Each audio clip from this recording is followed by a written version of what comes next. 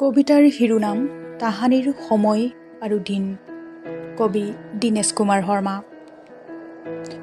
কোনেও নাজানিছিল গা ধোৱাৰ পিছত আই আৰু বৌৱে নিজৰ গোপন কাপোৰবোৰ ক'ত মেলিছিল। গিৰিয়েক ওলাই যাওঁতে কপাহী চাদৰখন আঙুলিত মেৰিয়াই নবলা মুখলৈ ঘৈণীয়েক আগবাঢ়ি গৈছিল। কিন্তু হাতৰ তলুৱাত চুমা আঁকি গিৰিয়েকলৈ ফু মাৰি দিয়া নাছিল। নাজানো তেতিয়া দিনবোৰ পিছপৰা আছিল নে সময় ক'ৰবাত থমকি ৰৈছিল। জুম বান্ধি ল'ৰা ছোৱালীবোৰ স্কুললৈ গৈছিল। নাছিল কোনো পানীৰ বটল, নাছিল টিফিন বক্স।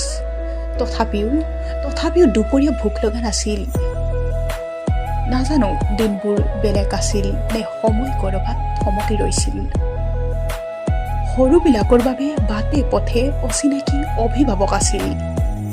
খং আৰু অভিমান তেতিয়াও আছিল। কোনেও কাৰো জাত পাত জনা নাছিল। তথাপিও সকলো এক আছিল। নাজানো দিনবোৰ সঁচ আছিল নে সময় সৎ আছিল। সূতাৰে মেৰিয়াই ৰখা মুহুৰাৰ দৰে প্ৰেম গোপন আছিল। মোবাইল নাছিল যদিও টিলিঙা আৰু সুকুৰি বাৰ্তাৰ মাধ্যম আছিল। কিতাপৰ মাজত বৰষা পাপৰি প্ৰেমত পৰাৰ সাক্ষী আছিল। নাজানো দিনবোৰ তেতিয়াৰ ভাল আছিল নে সময় গতিশীল আছিল। গান গোৱাজনে নতুবা বজোৱাজনে চুলি দীঘলকৈ ৰখা নাছিল।